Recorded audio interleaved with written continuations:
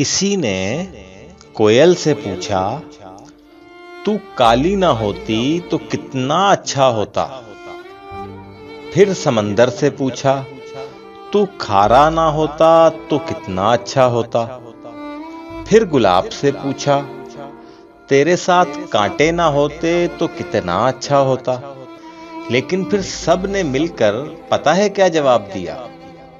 سب نے مل کر جواب دیا، اے انسان، تیرے اندر دوسروں کے عیب تلاش کرنے کی عادت نہ ہوتی تو تو کتنا اچھا ہوتا، تو کتنا اچھا ہوتا۔